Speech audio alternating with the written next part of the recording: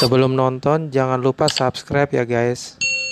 Sahabat-sahabatku sekalian, sambil kita menantikan guru kita Ustadz Abdul Somad, kita awali dengan mengucap basmalah. Bismillahirrahmanirrahim. Alhamdulillah, Allah takdirkan kita bisa bersilaturahim kembali, dan semoga akan lebih banyak lagi kesempatan kita mendapatkan ilmu yang manfaat, ilmu yang dapat meningkatkan iman kita, ilmu yang bisa memandu amal soleh kita, ilmu yang berkah, yang membawa kebaikan bagi dunia kita dan juga membawa kebaikan bagi kepulangan kita kelak insya Allah. Tepat jam 9 Ustadz Abdul Somad sudah nampak di penjuru sana. Assalamualaikum warahmatullahi wabarakatuh Ustadz. Assalamualaikum warahmatullahi wabarakatuh Kiai Haji. Alhamdulillah. Sekarang sama-sama pakai kopiah. Masya Allah. Ada yang nanya kenapa tidak pakai sorban, gak berani ketemu Kiai betulan. Masya Allah. Kalau gitu nanti saya pakai sorban. Ya boleh. Apa kabar Ustadz? Alhamdulillah, apa kabar? Sehat? Sehat, Alhamdulillah. Terima kasih ilmunya.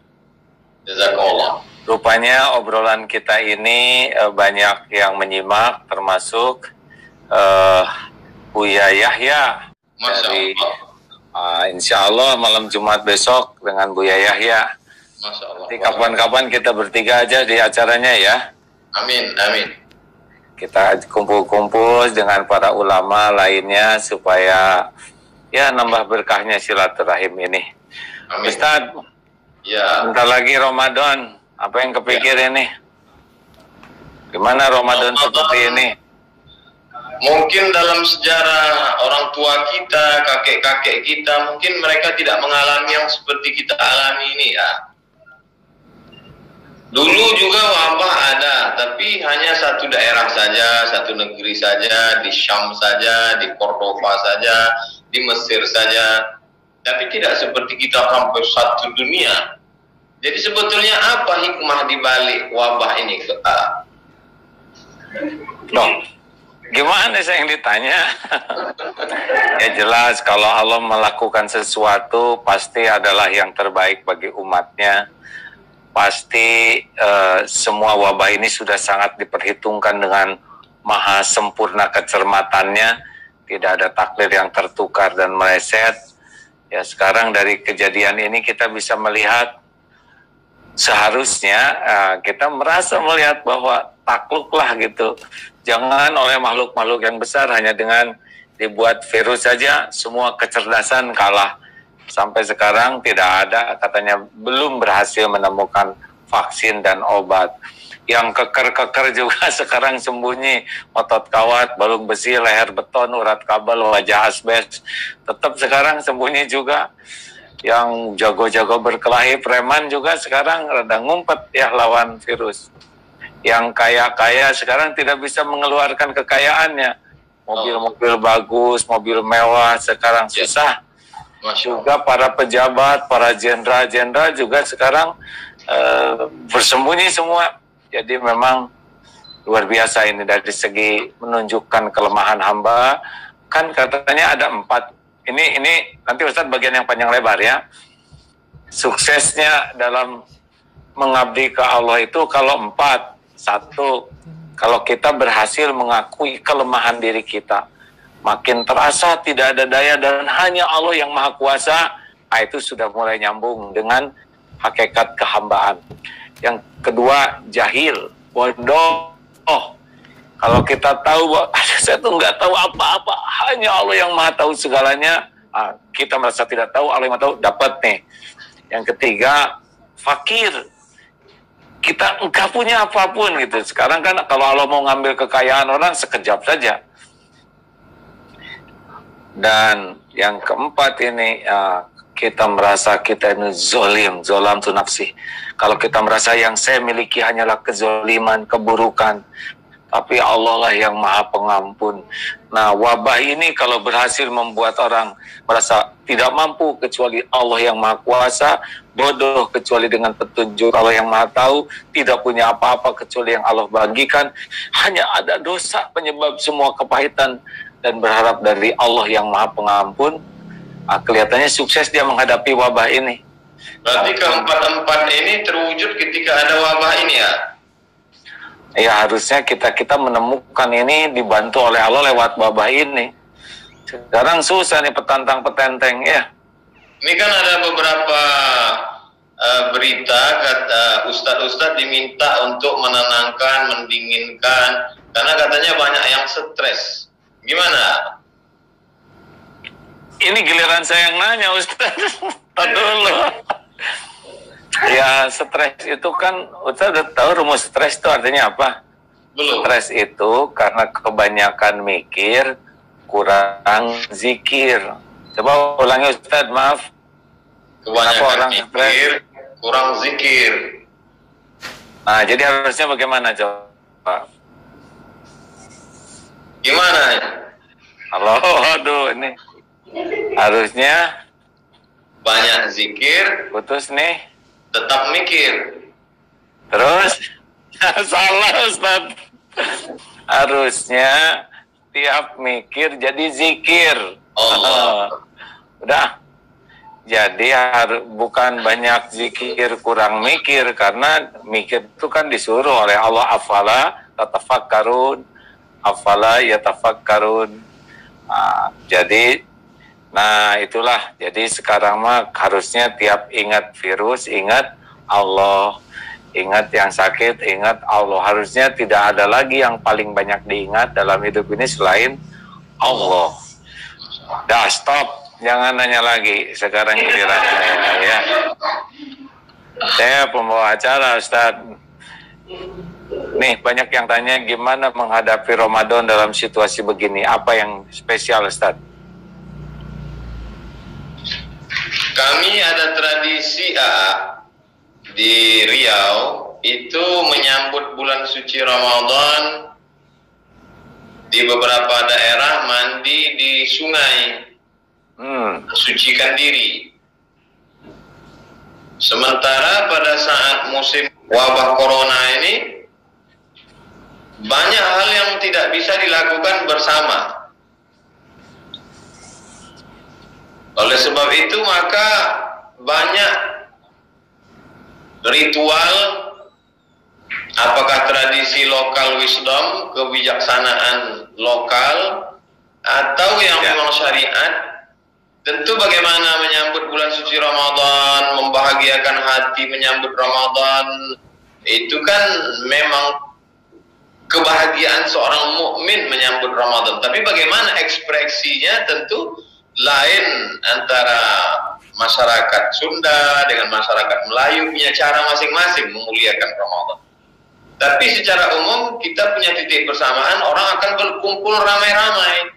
Dan pertemuan ramai itu tidak bisa lagi sekarang. Sehingga sebagian umat Islam merasa dirinya sepi, sunyi, hampa. Padahal sebetulnya mesti dipahami dengan baik bahwa ada ritual-ritual yang sebenarnya tidak ada kait-mengait dengan Ramadan, bukan rukun, bukan syarat, bukan wajib, bukan sunat, hanya sebuah ekspresi kegembiraan seorang muslim menyambut bulan suci Ramadan. Jadi gimana kan kita situasi begini harusnya menghadapi Ramadan, apalagi yang tidak ada hukumnya begitu dan berbahaya mungkin tidak dilakukan, malah jadi keutamaan ya. Artinya kita tidak perlu merasa sedih terhadap sesuatu yang tidak perlu disedihkan. Merasa sudah beramal pada suatu perbuatan yang tidak amal, merasa sedih pada sesuatu yang mestinya tidak sedih, itu adalah kerja setan. Jadi tidak perlu sedih karena tidak ngumpul ramai-ramai menyambut Ramadan. Toh kita tetap bisa ngaji, tinggal tonton kajian Agim, selesai. Kajian Abdul Somad ya. Baik, apa nih yang kan harusnya menggembira kita ini menghadapi Ramadan? Ya. Nah, Tapi situasi seperti ini, menurut Ustadz gimana? Apa yang lebih spesial nih?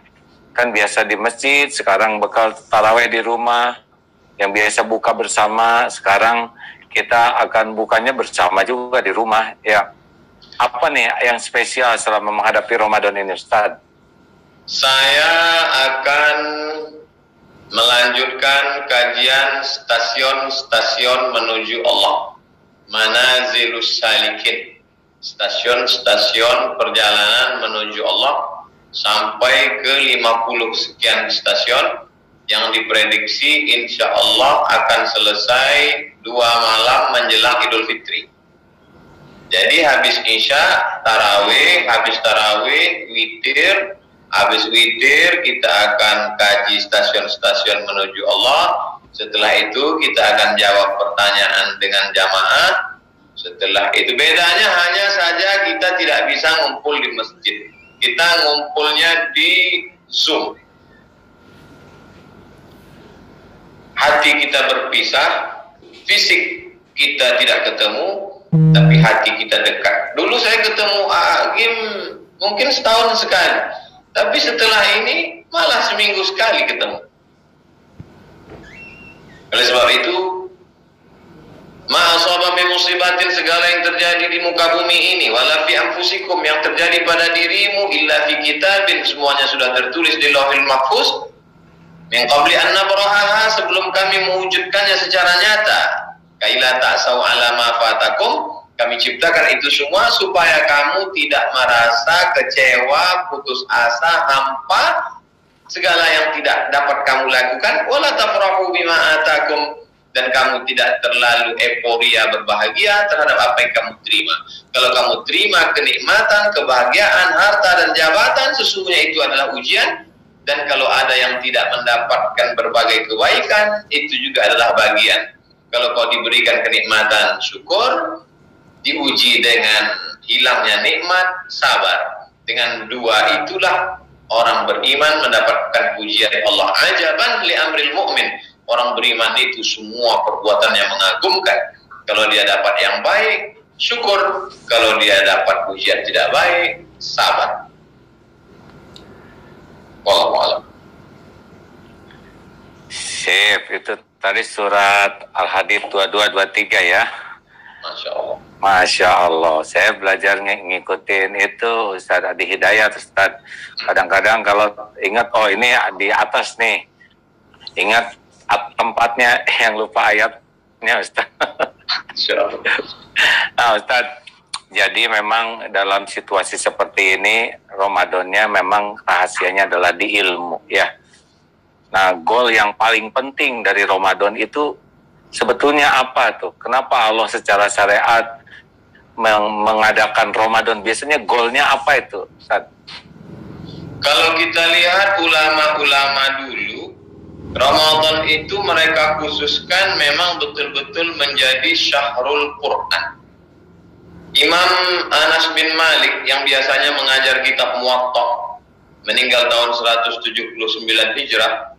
Kalau masuk bulan Ramadan dia tutup Muwatta, dia sibuk dengan Al-Quran. Yang biasanya mereka membaca Quran, merenungkan maknanya, mengkaji asbabun nuzulnya, kemudian al-munasabat, kesesuaian, keserasian antara ayat-ayat dengan surat. Tapi pada bulan suci Ramadan mereka lebih mengejar hatam. Wa kana Syafi'i yuftimul Qur'ana, Imam Syafi'i menghatamkan Quran 60 khatamah, 60 kali khatam. Oleh sebab itu kalau kita kejar seperti mereka, maka sesungguhnya orang yang bingung dengan waktu ini mau buat apa, justru waktu yang ada sekarang ini kurang. Tidak cukup untuk kita bisa khatam 2 kali sehari semalam. Karena kita bukan bacaan orang hafal. Oleh sebab itu sesungguhnya kita membandingkan amal-amal kita dengan amal-amal orang-orang soleh. Itu bagaimana Nabi SAW punya anak namanya Fatimah punya anak namanya Husain punya anak namanya Ali Zainal Abidin yang digelar dengan sajjad karena dia banyak sujud. Disebutkan oleh Imam Az-Zahabi dalam kitab Syiar A'lam An-Nubala, biografi orang-orang pilihan. Imam Ali Zainal Abidin, Imam As-Sajjad, sujudnya satu hari 1000 kali sujud. Artinya banyak sekali program yang bisa kita lakukan, menghatamkan kitab, hatam banyak, baca Quran, banyak-banyak sujud, belum lagi nonton ustaz-ustaz kita. Artinya jangan sampai kita mati pikir, mati langkah, nggak tahu mau buat apa di bulan Ramadan. Ya, bagus. Jadi mungkin Ustaz, karena orang tuh sangat beragam tingkat keyakinannya, sangat beragam keilmuannya, sangat beragam tingkat keimanannya. Mungkin ini harus dibuat itu programnya. Kalau mau menghatamkan sekian lah baca Quran belum bisa, mungkin di bulan Ramadan ini harus jelas yang belum bisa, belajarlah selama Ramadan ini jadi bisa berquran, ya enggak? Yang belum lancar jadi lancar. Karena kalau ngejar seperti yang tadi gitu ya mungkin alhamdulillah kalau bisa. Tapi kalau cita-citanya terlalu tinggi malah jadi nggak semangat. Tapi yang paling penting adalah seperti apa gitu perubahan yang paling penting. Mungkin dari sini, karena Ramadan itu adalah bulan yang sangat istimewa. Jadi hari demi harinya hari-hari yang istimewa, jam demi jamnya jam yang istimewa, detik demi detiknya istimewa, maka seharusnya kita pun selalu dalam keadaan hati dan sikap yang istimewa. Mungkin ada amal yang istimewa, tapi kalau hatinya tidak istimewa, istimewa itu hanya untuk Allah gitu, mungkin bisa jadi masalah ya. Karena Allah kan tidak melihat jumlahnya sebetulnya. Innallaha la yanzuru ila suwarikum wa amwalikum walakin yanzuru ila qulubikum wa amalikum. Bisa nggak bahwa Ramadan ini selain meningkatkan kualitas dan kuantitas amal, tapi ada juga yang jangan sampai luput adalah mati-matian membersihkan hati. Gimana menurut Ustaz gitu? Jadi jangan sampai amalnya banyak tapi hatinya bisa jadi merusak amal itu. Karena tidak mudah ternyata, banyak ilmu, banyak amal tuh bisa jadi ujub, ria, takabur. Menurut Ustaz bagaimana?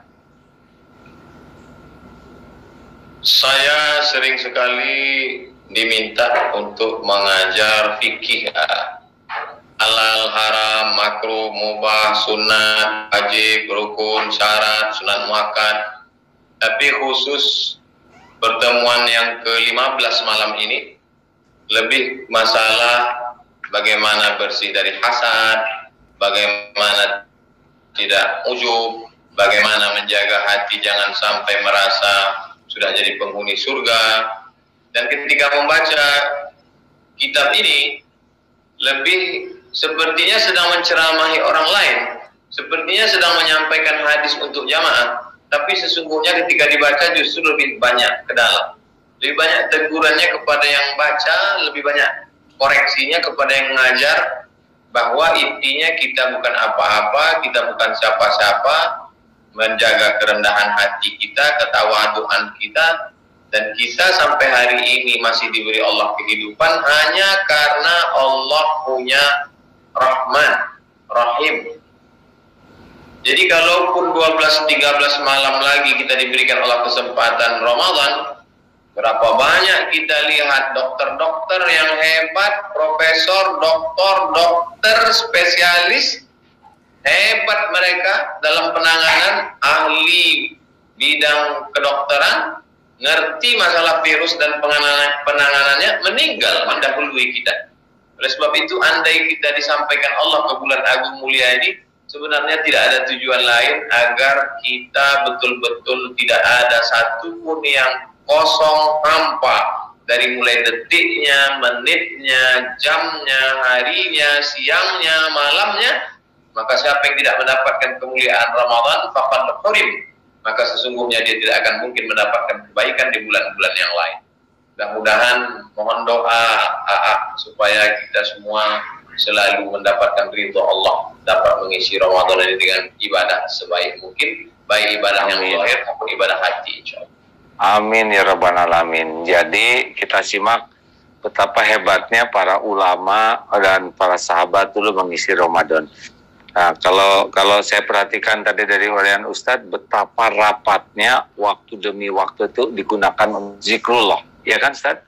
Ada yang zikrullah dalam bentuk membaca Al-Quran, tilawah, tadarus. Ada yang zikrullah dalam bentuk sholat, memperbanyak sujud. kata kuncinya ternyata bagaimana bulan Ramadan, waktu yang istimewa ini, detik demi detiknya tuh selalu bersama Allah. Betul kan begitu, Ustaz? Masya Allah. Jadi kalau kita belum bisa baca Quran lancar, tapi baca Quran terbata sambil hati malu ke Allah gitu, berharap ini diterima, boleh jadi itu lebih hebat dibanding yang bacaannya panjang tapi hatinya lupa dari Allah. Kira-kira betul nggak gitu, Ustaz? Masya Allah. Yang paling mengerikan adalah kita merasa masuk surga karena amal kita. Makanya kata Nabi, la yudkhilal jannata ahadakum amaluhu. Mungkin ada di antara sahabat itu yang terlintas di hatinya, saya masuk surga ini karena amal saya. Dan Nabi tahu itu karena diberitahu oleh Allah, maka langsung saja Nabi katakan, la yudkhilal jannata ahadakum amaluhu kamu wala ana ya Rasulullah, aku pun tidak masuk surga karena amalku, illa ayyataghammadani Allahu bi rahmati, melainkan karena rahmat Allah Subhanahu wa taala. Dan Ramadan ini adalah bulan rahmat, maka kesempatan kita untuk meraih rahmat Allah dengan baca Qur'annya. Yang belum bisa baca Qur'an, rahmat Allah terbuka, mudah-mudahan dia punya target Ramadan 1441 ini saya mesti sudah khatam. Dia tulis di sini khatam. Khatam apa? Khatam Iqra aja dulu. Paling tidak ada kemajuan. Dan kita harap juga ustadz-ustadz kita ada yang punya program streaming tafsir, ada yang streaming hadis, ada yang streaming qalbu, tapi juga ada yang streaming bagaimana memotivasi bacaan Al-Quran. Sehingga kita bagi-bagi ini, sehingga hampir semua streaming ini bermakna, tidak ada tumpang tindih, dan semuanya mengisi waktu-waktu kita, insya Allah. Masya Allah. Ini kan jamaah ini banyak seperti mati langkah, karena tidak pernah mengalami seperti ini. Apa yang bisa dilakukan seorang muslim supaya jangan sampai mati kutu, mati langkah, nggak tahu mau buat apa? Bagaimana meningkatkan kualitas iman, Ustadz? Dalam Sahih Muslim ada satu bab, judul babnya Al-Imanu Yazid wa Yanqus. Iman bertambah dan berkurang. Yazidu bit ta'ati, iman akan bertambah dengan ketaatan. Wa yanqusu bil ma'siyati, dia akan berkurang dengan kemaksiatan. Jadi di musim lockdown, musim uzlah di rumah ini, mestinya iman bertambah karena orang tidak melakukan perbuatan maksiat, lupa duduk nongkrong di pinggir jalan, ngobrol nggak tentu arah. Dia di rumah dengan keluarga, dilihat, tidak mungkin dia lakukan perbuatan maksiat. Maka secara teori yazidu, imannya bertambah karena kondisi mengkondisi, dia terkondisikan untuk imannya bertambah. Yang kedua, perbanyaklah mengingat hadiman ladzat, banyak-banyaklah mengingat dia yang menghancurkan segala kelezatan. Lezatnya makanan, lezatnya minuman, lezatnya kehidupan, hancur semuanya. Apa itu? Mati. Dan hampir setiap hari, setiap kita pasti mencari berita mati. Berapa saudara kita yang mati syahid? Bahkan ketika diberitahu, kita pun kadang nggak percaya. Masa segitu sih? Nah, setiap hari kita melihat tentang jenazah yang tidak diizinkan RT dikebumikan, tentang petunjuk pemakaman terpapar COVID-19, dan lain sebagainya. Jadi sebenarnya posisi, kondisi, situasi saat ini membuat kita terkondisikan untuk naik kualitas iman. Pertama, karena dia dalam situasi di rumah, tidak di pinggir jalan. Dua, karena banyaknya berita kematian. Ketiga, orang yang sedang berada pada gempa bumi, gunung meletus, ancaman meteor, ditambah lagi serangan wabah, maka pada saat itu semestinya dia amat sangat dekat kepada Allah Subhanahu wa taala. Oleh sebab itu kalau pada saat musim seperti ini masih ada yang tertangkap pakai narkoba, penggerebekan hotel mesum, maka Masya Allah, na'udzubillah, ini semua pasti orang-orang yang ulaika kal an'am balhum adall. Saya kira 3 poin tadi menambah semangat kita, menambah keimanan kita kepada Allah Subhanahu wa taala. Wallahu a'lam. Jadi i'tikaf itu menurut mazhab Syafi'i, Maliki, Hambali 3 sepakat, mazhab sepakat, 3 mazhab sepakat bahwa i'tikaf mesti di masjid atau masjid jami. Masjid adalah tempat yang dilaksanakan sholat 5 waktu, subuh, zuhur, asar, maghrib, isya. Sedangkan masjid jami adalah masjid yang dilaksanakan 6. Subuh, zuhur, asar, maghrib, isya, Jumat. Jadi di tempat kita yang dimaksud dengan masjid ini adalah surau, langgar, musola. 3 mazhab. Sedangkan menurut mazhab Hanafi boleh i'tikaf di musola al-bait.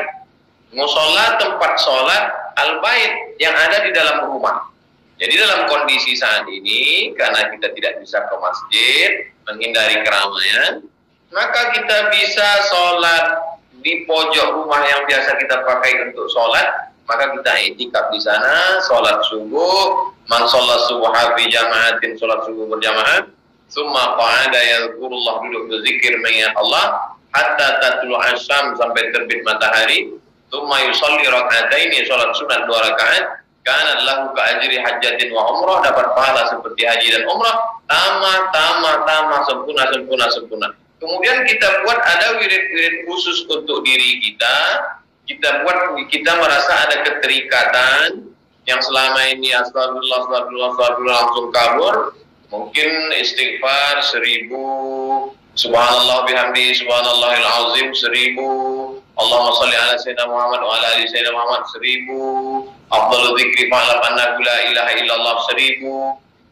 Adapun membatasi amalan 1000 ini tidak bid'ah, karena dalam kitab Syiar A'lam An-Nubala dikatakan, karena Abu Hurairah radhiyallahu anhu, Abu Hurairah sebelum tidur malam yusabbihu alfa uqdah, menarik simpul tali 2000 simpul. Ada tali panjang, sebelum tidur malam dia simpul 2000 simpul. Subhanallah, subhanallah, subhanallah.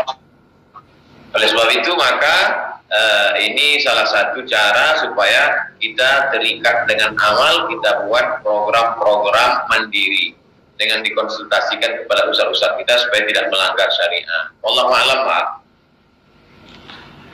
Oh begitu Ustaz, mungkin di rumah bagus juga ya dibuat ruangan musola khusus, apa ruangan tamu yang ditata. Kan kita nggak bisa ke masjid, mungkin kita jadikan musola yang kita bisa duduk di sana nunggu sampai isyraq gitu. Gimana tuh Ustaz seperti itu? Misalkan sebuah yang rumahnya agak luas atau ada ruangan khusus, menurut Ustaz gimana tuh? Dalam kondisi seperti ini, bahwa kita mengambil pendapat ulama mazhab, maka dibenarkan selama masih ada pendapat ulama. Kita tidak buat-buat, bukan menurut saya, bukan menurut kita, tapi kita ambil pendapat ulama dalam keadaan darurat. Kita bukan tata rukos, ngambil gampang-gampang, ngambil enak, comot-comot, tidak. Tapi paling tidak kita sudah hati Allah, taat kepada Allah, wa ati'ur Rasul kepada Rasulullah SAW, wa ulil amri. Ulil amri diantaranya adalah ulama. Maka kita ikut pendapat ulama, dan yang membenarkan i'tikaf di musalla al-bait itu adalah Imam Hanafi, Imam Abu Hanifah, imam yang paling tua. Imam Syafi'i pun menghormati Imam Hanafi ketika beliau sampai ke Kufah, Irak. Imam Syafi'i kalau dia ada satu masalah, dia ziarah ke makam Imam Hanafi. Dia berdoa kepada Allah Subhanahu wa taala dan beberapa masalah terjawab. Dan Imam Syafi'i selama di dekat makam Imam Hanafi, kalau dia sholat, dia tidak membaca kunut subuh. Karena Imam Hanafi tidak berkunut, dia memuliakan, dia menghormati Imam Hanafi. Dan ketika Imam Syafi'i lahir tahun 150, Imam Hanafi sudah meninggal dunia. Maka Imam Syafi'i tidak sempat belajar kepada Imam Hanafi, tapi dia belajar kepada murid-murid Imam Hanafi. Artinya apa? Kedatangan Imam Syafi'i ke Kufah adalah salah satu untuk menyambung keterikatan sanad ilmu kepada Imam Hanafi. Lalu kita ambil pendapat Imam Hanafi, kita bukan mengambil pendapat orang jahil. Maka jangan pernah ragu untuk membuat satu musola baik di dalam rumah untuk bersiap-siap beramal pada masa di Ramadan. Ya. Atau dari sekarang aja disiapkan ya, mungkin hikmahnya rumah, ruangan kita tata, beri karpet supaya kita perlakukan lebih bersih, lebih suci, tidak hanya sisa-sisa. Mungkin begitu bagus ya Ustaz ya. Bagus. Masjid nggak bisa, kita perlakukan sebagaimana musola kalau yang belum punya musola gitu. Kalau tahiyatul musola ada nggak Ustaz?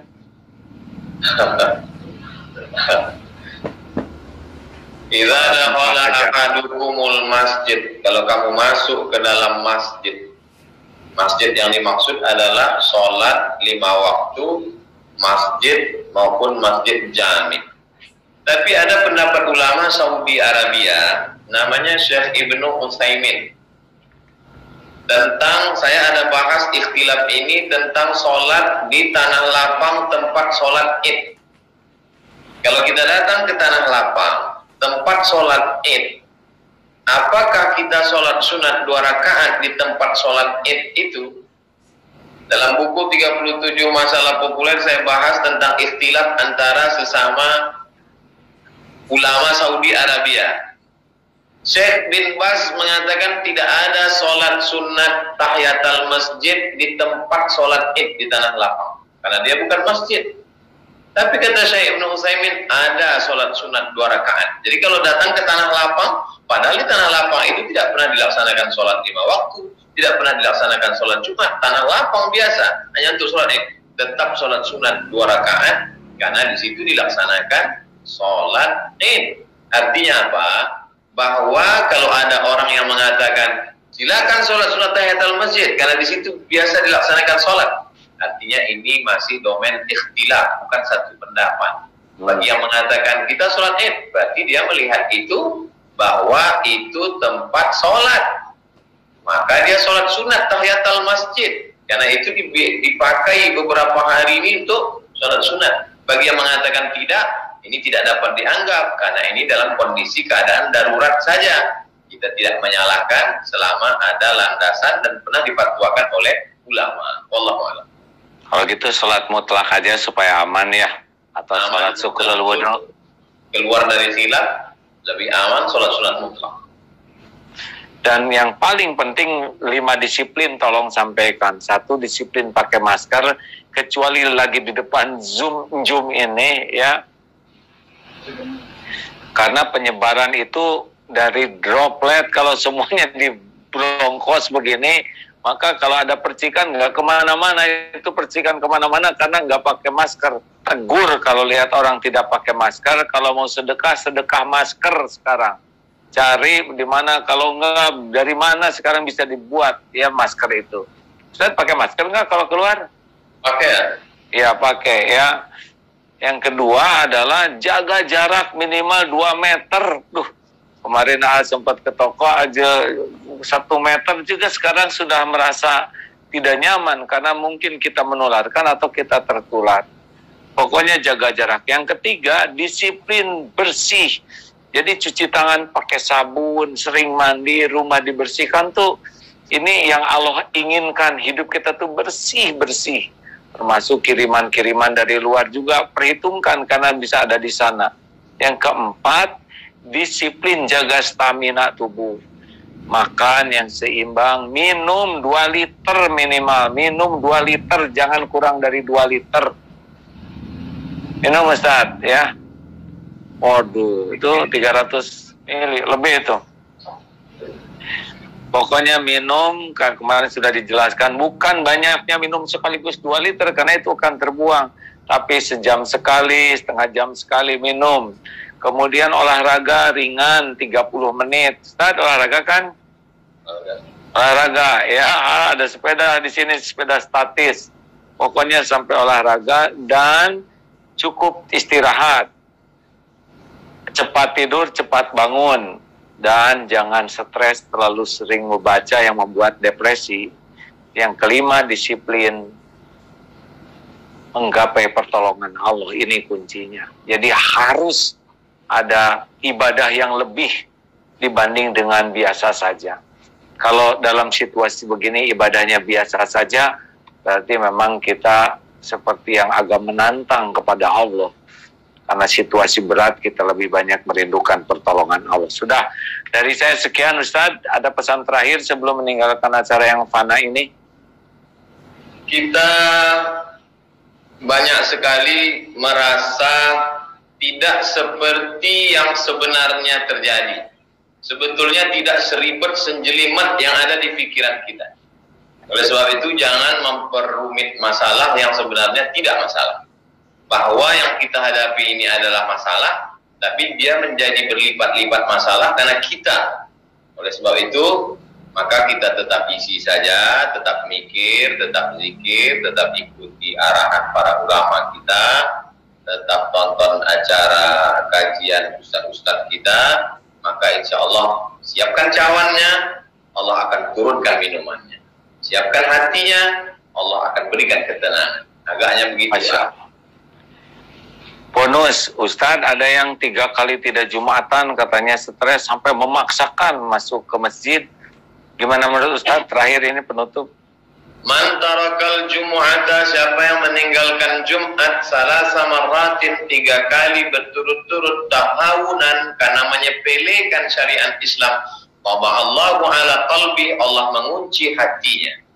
Hebatnya Rasulullah SAW, dia buat satu kata yang menyelesaikan masalah. Tahawunan, karena menyepelekan ajaran Islam. Hari ini kita tidak meninggalkan sholat Jumat. Kita sedang menjaga agar tidak menyebarkan wabah penyakit. Oleh sebab itu jaga pilihan kata. Kamu meninggalkan sholat Jumatnya? Tidak.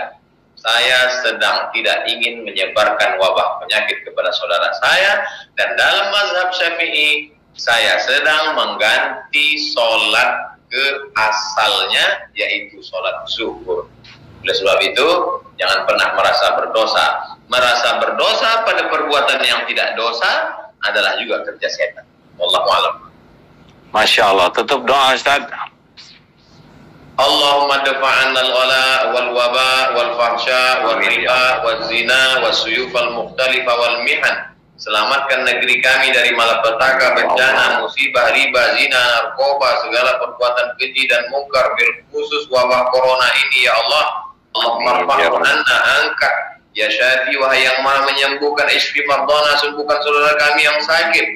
Kawan-kawan, sahabat-sahabat, para dokter dan perawat, qawi imanahum, kuatkan iman mereka, wasahi ajsadahum, sehatkan jasad mereka.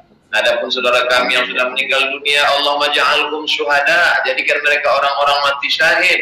Allah maghfir warhamhum wa'afihim wa'fu anhum. Adapun kami Kiai Haji Abdul Ghani Astiar, tawil umrahu, panjangkan umurnya, barik lahu fi rizqihi wa amwalihi wa auladihi wa ahlihi. Berikan berkah pada rezeki, keluarga dan harta bendanya. Wajma'na ma'akum al-habibil mustafa bi jannatikal ula. Satukan kami bersama guru-guru kami dalam surga Jannatul Firdaus. Sallallahu alaihi wasallam. Allah marzuqnal istiqamah ala syariatil wara wa tariqatil bayda. Berikan kami istiqamah, matikan kami husnul khatimah. Allahumma barik lana fi Sya'ban wa ballighna Ramadan. Berikan kami berkah di bulan Sya'ban, sampaikan kami ke bulan Ramadan. Wa sallallahu ala sayyidina wa maulana Muhammad wa ala alihi wasallam. Alhamdulillahirabbil alamin. Amin. Sallallahu alaihi wasallam. Alhamdulillah, Allah Maha mendengar doa Ustadz. Semoga Ustadz mendapatkan yang lebih baik dari yang Ustadz doakan untuk kami. Kita tutup sahabatku sekalian dengan doa akhir majelis. Subhanakallahumma wa bihamdika asyhadu an la ilaha illa anta astaghfiruka wa atubu ilaik. Assalamualaikum warahmatullahi wabarakatuh.